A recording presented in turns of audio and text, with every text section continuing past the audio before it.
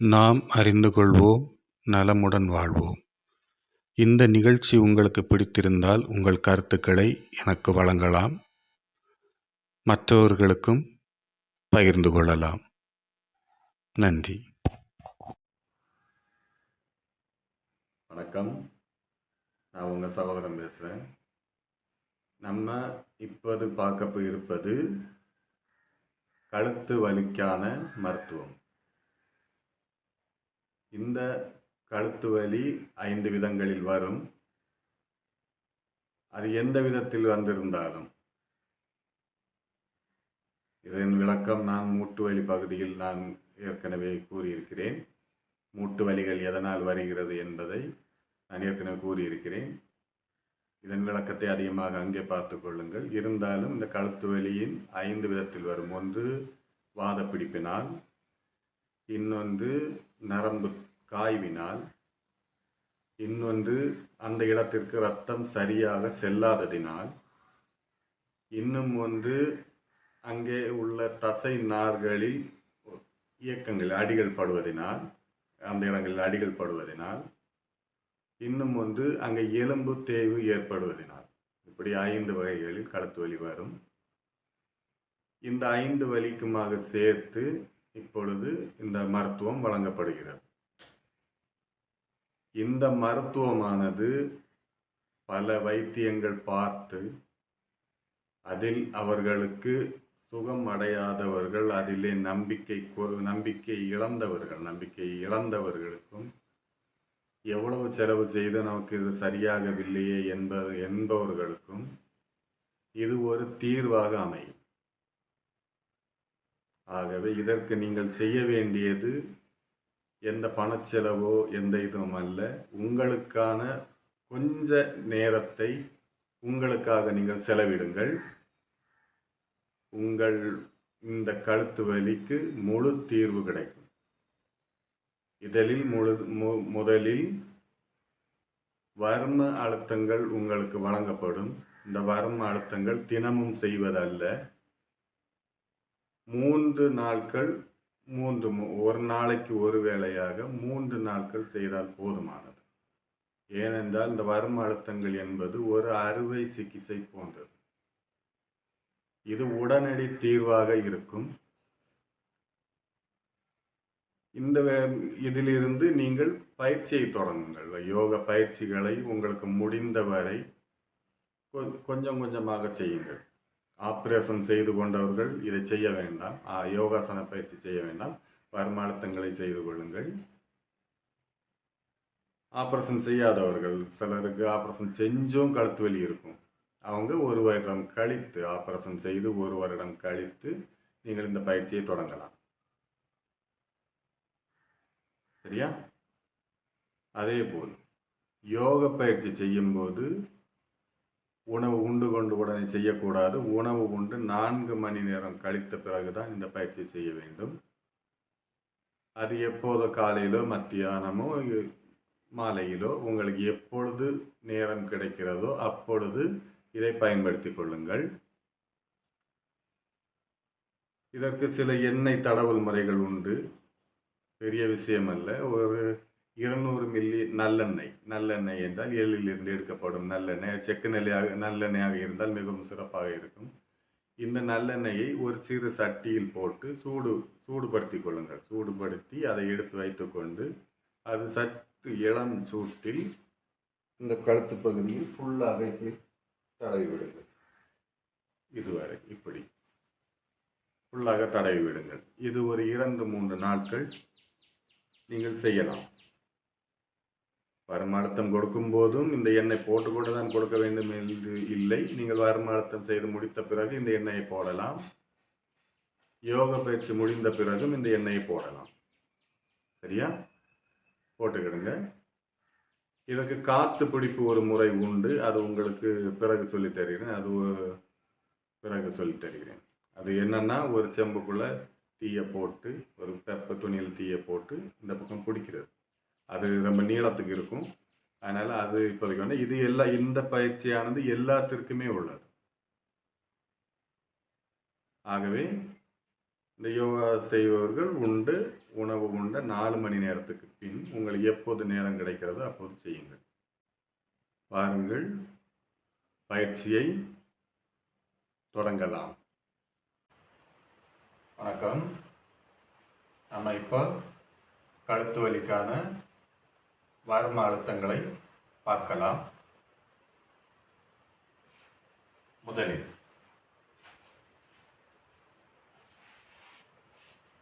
கழுத்துல இந்த கொஞ்சம் தெரியக்கூடிய இந்த எலும்பு, இந்த எலும்புல இப்படி சுற்றி இப்படி விடலாம். அதுக்கப்புறம் இப்படி சுற்றி இப்படி விடலாம். இப்படி சுற்றி இப்படி விடணும். இப்படி சுற்றி இப்படி விடலாம்.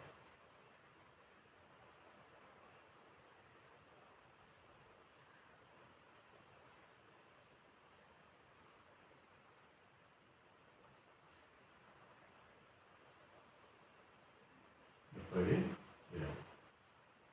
அதுக்கப்புறம் இங்கே இருந்து 2 விரல், அதாவது பார்த்துக்கிடுங்க, இங்கே இல்லை, இங்கிருந்து 2 விரல் கீழே இந்த இடம், இங்கே இந்த கையை இப்படி வச்சு இதில் வைக்கணும். இதான் கையை இப்படி வச்சு உச்சியில் வச்சுட்டு இதில் இப்படி வைக்கணும்.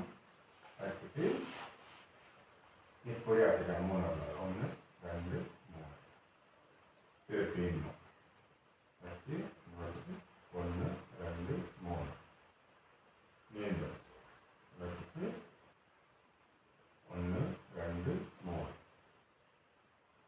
இதன் பிறகு முன்னே திரும்பிக் கொள்ள வேண்டும். திரும்பிக் கொண்டு கையில் இந்த ரேகையில் இந்த ரேகையை இணைக்க வேண்டும். இப்படி இணைக்க வேண்டும். ஆனால் கை இப்படி இருக்கும். சரியா? வைத்துக்கொண்டு இப்போது வலது கை ரேகையை இப்படி வைத்துக்கொண்டு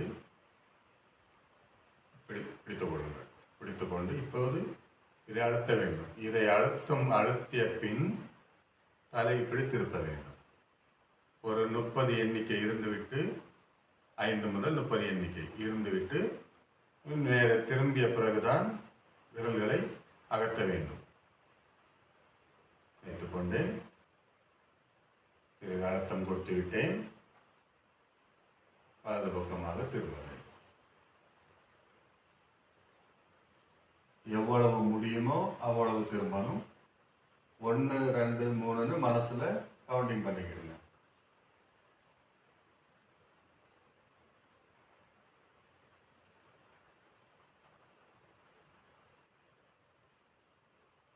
ஒரு 30 எண்ணிக்கை எண்ணிட்டு நேரம் இப்படி வாங்க, வந்து கையை மெதுவாக எடுத்துடுங்க.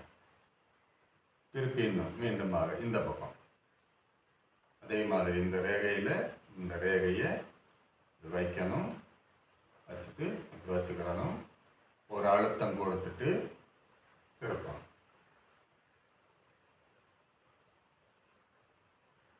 அழுத்தம் அப்படியே இருக்கணும். அடுத்து முடிந்தவரை திருப்பி இருக்க வேண்டும். 1 2 3 என்று 30 எண்ணிக்கை 30 வினாடிகள் பிடித்துக் கொள்ள வேண்டும். பிறகு மெதுவாக திரும்பி நேரே வந்த பிறகு கைகளை விலக்க வேண்டும். மீண்டும் வைத்துக்கொண்டு இப்படி கை இப்படி இருக்க வேண்டும். இப்படி இருப்பதுதான் சிறந்தது. இப்படி இருக்க வேண்டும். இப்படி அழுத்தி கொண்டு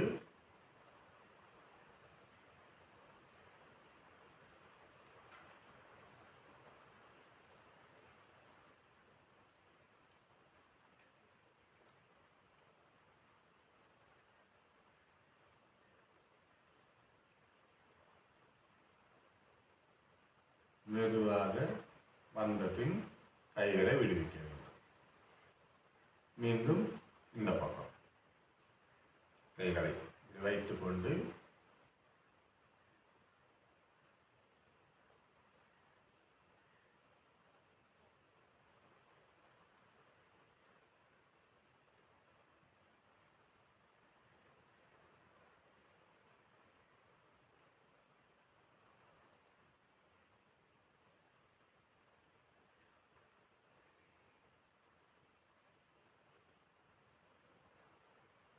மெதுவாக திருப்ப வேண்டும். இப்படி செய்துவிட்டு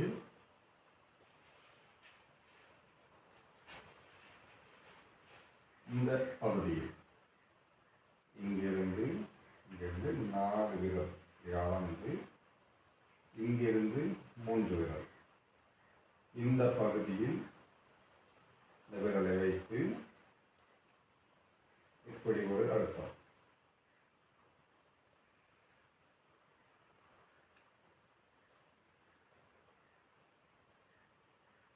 அழுத்தியிருக்க வேண்டும்.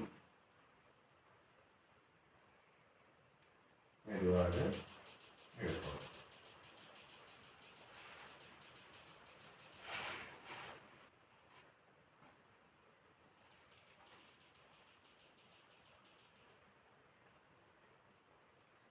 இந்த பகுதியில் மெதுவாக விரலை இப்படி வைத்து அழுத்தவும்.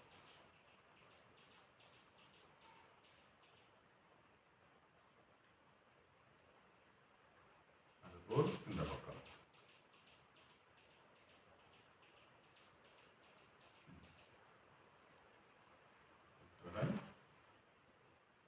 அழுத்தி முன்னும் பின்னுமாக இந்த பகுதியை முன்னும் பின்னமாக 3 வேளை. வணக்கம். மிக கடுமையான கழுத்து திருப்பவே முடியாத அளவுக்கு உள்ள கழுத்து வலியாக இருந்துச்சுன்னா அதுக்கு இந்த முறையை பயன்படுத்தலாம். இது முக்கியமான முறை. இது மிகவும் கழுத்து வலியாக இருந்தால் இதை பயன்படுத்தலாம். இந்த மார்பு காம்பில் இந்த கையையும் இந்த கையையும் இப்படியாக அழுத்திக் கொள்ள வேண்டும். சிறிதாக, அதிகமாக அல்ல, சிறிதாக இப்படி அழுத்தி கொண்டு இப்போது கழுத்து பயிற்சியை செய்ய வேண்டும். கழுத்து பயிற்சி இல்லையா, கழுத்து பயிற்சி செய்ய வேண்டும்.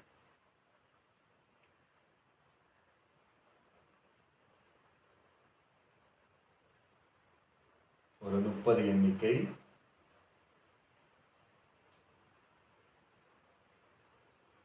மார்பில் மிகவும் வேகமாக அழுத்திவிடக்கூடாது. அந்த தசை எலும்பை லைட்டாக தொடுற வரைக்கும் நான் எலும்புக்குள்ளே போய் குத்திக்கிட்டு நிற்கக்கூடாது. மெதுவாக அப்படியே இருக்கணும். ரொம்ப உள்ள குத்தினு சொல்லியாச்சுன்னா அது மோசமான விளைவுகள். அப்படி மெதுவாக அழுத்திட்டு மீண்டுமாக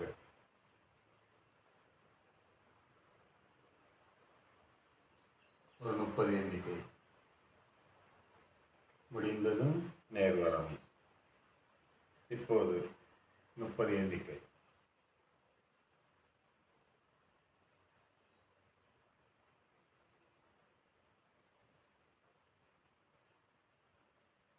குனிந்து 30 எண்ணிக்கை.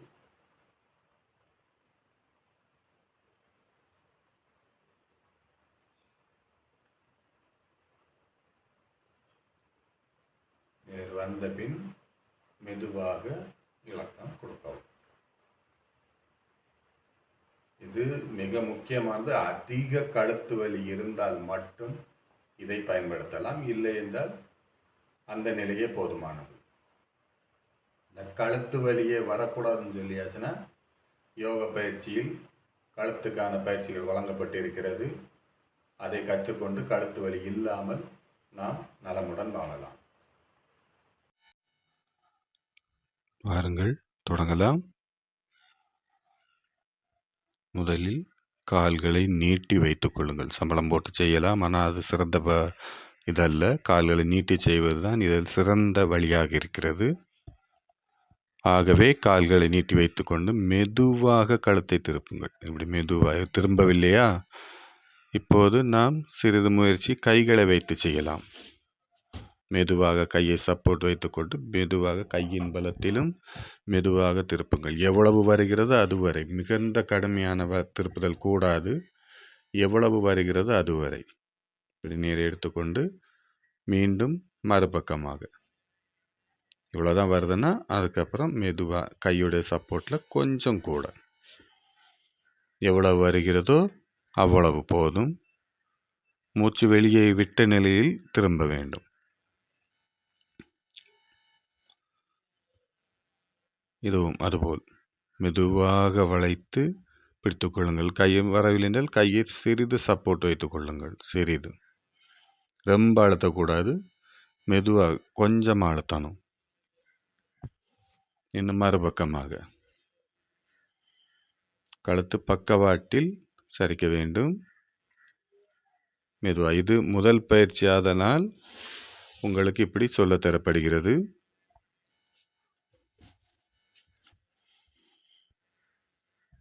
அடுத்து முன்னோக்கி. இதுவும் முன்னே வரவில்லை என்றால் சற்று கையை வைத்துக்கொண்டு மெதுவாக தாழ்த்தி பிடிக்கவும். இது கொஞ்சம் தான், நம்ம பிடிக்கிறது கொஞ்சம் தான் அமுத்தணும். ரொம்ப வலுக்கட்டாயமாக அழுத்தக்கூடாது. இதுவும் அதுபோல் மெதுவாக கைகளை பிடித்து வைத்து மெதுவாக அன்னார வேண்டும். இது மிக கடுமையான வலி இருக்கும்போது சிறிது அதற்கு உறுதுணை செய்வதற்குத்தான், இது சப்போர்ட்னு சொல்லுவாங்களே, உறுதுணை செய்வதற்கு தான் இந்த பயிற்சி. இப்போது சாதாரண நிலையில் கை வைக்காமல் எவ்வளவு வருகிறது அவ்வளவு வைத்துக்கொண்டு 2-3 மூச்சுக்கள் வரை இழுத்து விடலாம். அடுத்து இந்த பக்கம். இது 2வது நிலை பயிற்சி. இப்போது கைகள் சப்போர்ட் வேண்டாம். முதலில் செய்த பயிற்சிகள் நாம் சில காலம் செய்த 2-3 நாட்கள் செய்த பிறகு இவற்றை முயற்சி செய்யலாம். வலி குறைந்திருந்தால் 2வது நாளே இதை செய்து விடலாம். அப்படி வைத்துக்கொண்டு ஒரு மூச்சு அந்த அளவுக்கு பிடித்து கொண்டு வாருங்கள்.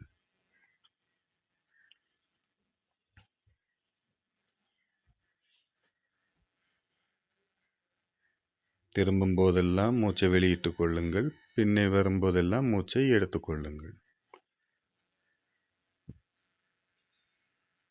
இப்படியாக ஒரு முறை, இப்படியாக ஒரு முறை. இது 2ஆம் நிலை பயிற்சியாக வழங்கப்படுகிறது. இப்போது 3ஆம் நிலை பயிற்சி. எல்லா கழுத்துக்கு வலிக்கும் தேவையான 3ஆம் நிலை பயிற்சி. நன்கு பழகிய பின் இவற்றை தொடர்ந்து செய்யுங்கள். நல்ல நிலையில் அமர்ந்து கொள்ளுங்கள்.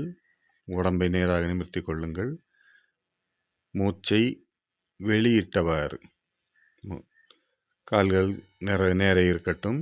மூச்சை வெளியிட்டவாறு அந்த பக்கம் திருப்பி கொண்டு இப்போது சாதாரண மூச்சு 1, 2, 3 மூச்சு வரை இருக்கலாம்.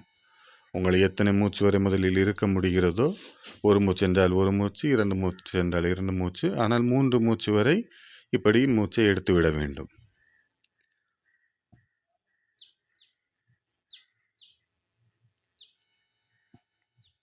மெதுவாக மூச்சை எடுத்துக்கொண்டு வெளியே வாருங்கள். இப்போது மறுபக்கமாக.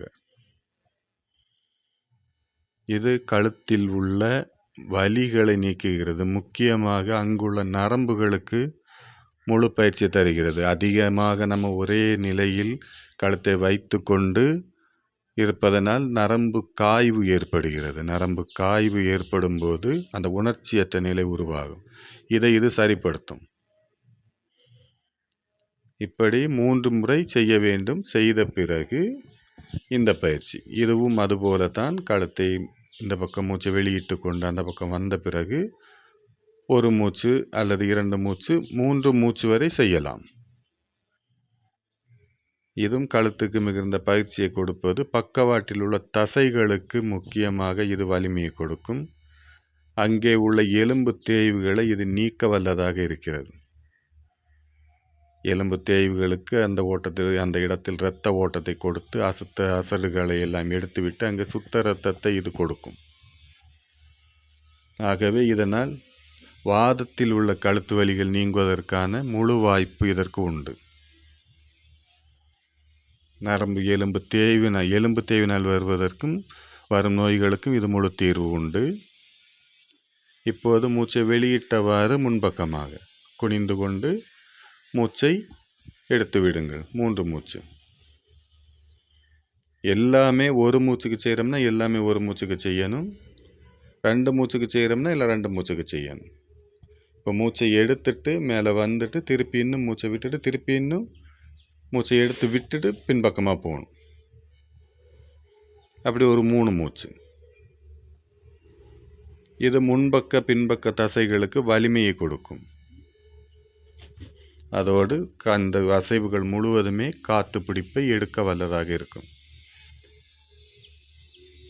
இதை நன்றாக கவனித்துக் கொள்ளுங்கள். தோள்பட்டையை தொட்டவாறு கழுத்தை உரசியவாறு இந்த பக்கத்து தோள்பட்டைக்கு போனவாறு அப்படியே பின்னோக்கி சென்று கழுத்தை திருப்பி மீண்டும் இந்த தோள்பட்டையை தொட்டுக்கொண்டு இந்த தோள்பட்டைக்கு வர வேண்டும். மீண்டுமாக இது முன்னே வரும்போது மூச்சை வெளியே இட வேண்டும், பின்னே செல்லும் போது மூச்சை இழுக்க வேண்டும். இது நரம்பு காய்வை நீக்க வல்லதாக உள்ளது.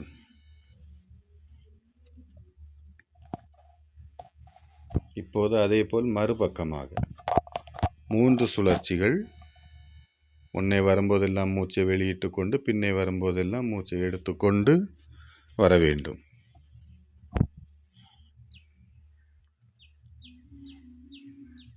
மெதுவாக, அவசரம் இல்லாமல் மெதுவாக செய்தால் போதுமானது.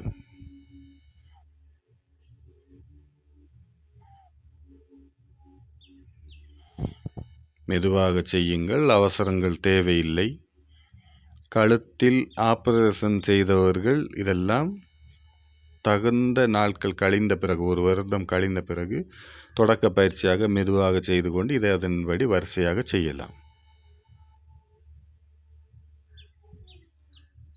இப்போது கழுத்து வலிக்கான புஜங்காசனத்தின் முதல் முறை.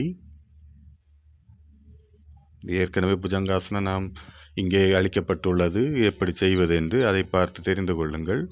இது கழுத்து வலிக்காக உள்ளது. கழுத்துக்கு வலிமை கொடுக்கும். கழுத்துக்கு வலிமை என்றால் இந்த கழுத்தை சுற்றி ரோப்பெல்லாம் போடுவாங்கள்ல, அந்த பெல்ட்டு, அதெல்லாம் இது செஞ்சால் போடவே வேண்டாம். கழுத்து தேய்வை சரிப்படுத்தும், எலும்பு தேய்வு எல்லாவற்றையும்.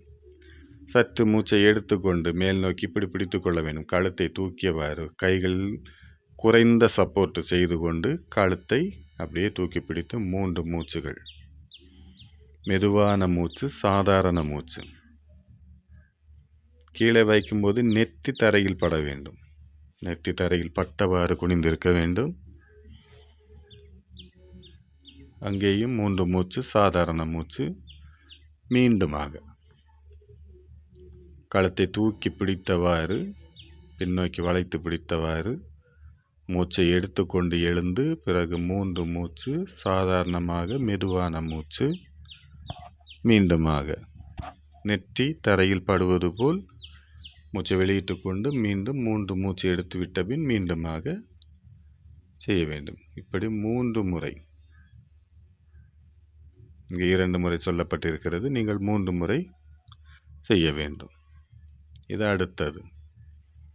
இது முடிந்த அளவு தலை உச்சி தலையில் தரையில் படுவது போல் இருக்க வேண்டும். மூச்சை வெளியிட்டு கொள்ள வேண்டும். 1 மூச்சு மட்டும்தான். மூச்சை விட்டுக்கொண்டு மேலும் சற்று மேல் எழும்பி மீண்டுமாக உச்சி தொட வேண்டும். மூச்சை எடுத்துக்கொண்டு மூச்சை விட்டுக்கொண்டு மீண்டுமாக உச்சி தொட வேண்டும். இது உச்சி சற்று அழுத்தம் கொடுக்க வேண்டும். தரையில் சற்று அழுத்தி இருப்பதில் இருக்க வேண்டும். இப்போது முன்பக்கமாக சென்று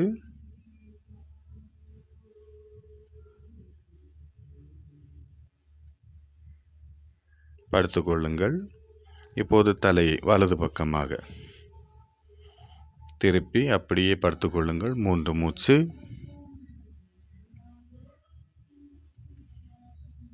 சாதாரண மூச்சு, அமைதியான மூச்சு. மீண்டும் இடது பக்கமாக.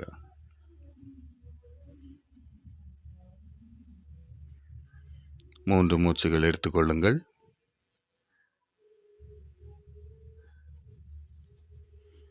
இப்படியாக 3 முறை செய்தல் நலமளிக்கும்.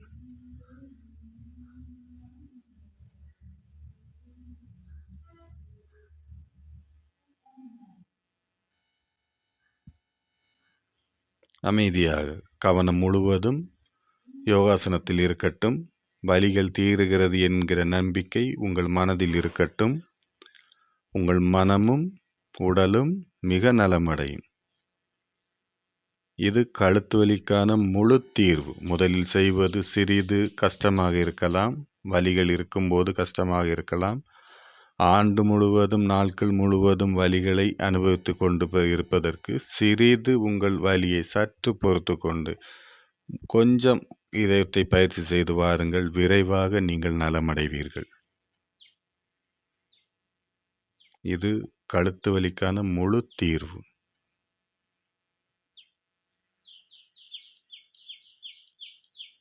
வரும அழுத்தம் உடனடி தீர்வும் இது உடனடி முழு தீர்வுமாக இருக்கிறது.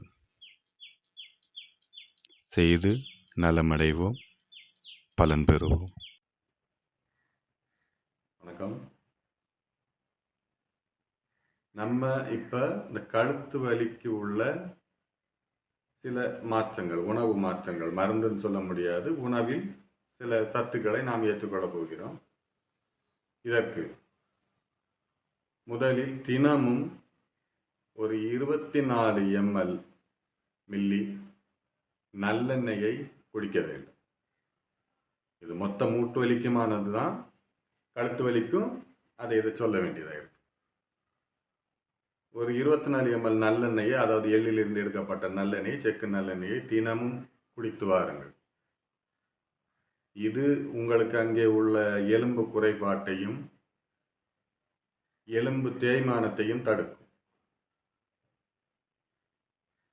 நம்ம எண்ணெயை கழுத்திலிருந்து இப்படி போட சொன்ன அந்த எண்ணெய் தடவல் முறை உங்களுடைய நரம்பு தேவையும், அதாவது நரம்பு காய்வையும் அந்த பக்கத்தில் உள்ள தசைகளுக்கும் பலப்படுத்தும். இது எண்ணெய். இரண்டாவது, இதற்கு நீங்க அருந்த வேண்டிய சிறு ஒரு தீநீர் என்று சொல்வார்கள், அந்த முறை என்னவென்றால் 7 காம்பு முருங்கை இலை எடுக்க வேண்டும், 3 காம்பு வேப்பிலை எடுக்க வேண்டும், கொத்துன்னு சொல்லுவாங்கல்ல, அந்த கொத்துல எடுக்கணும், 3 காம்பு கருவேப்பிலையும் எடுக்கணும். இதை ஒரு 2 கிளாஸ் தண்ணியில், அதாவது 400 மில்லி தண்ணியில் இதை போட்டு இதை வற்ற வச்சு 200 மில்லி தண்ணியாக எடுத்து அந்த 200 மில்லி தண்ணியில் 100 மில்லி தண்ணியை ஒரு நேரமும் 100 மில்லி தண்ணியை இன்னொரு நேரம், அதாவது இரவு, காலையிலோ இரவிலோ பருக வேண்டும். ஒரு நாளைக்கு ஒரு தடவை காய்ப்பது, 2 வேளை மட்டுமே குடிக்க வேண்டும். இப்படி இதை 3 நாட்கள் தொடர்ந்து செய்ய வேண்டும்.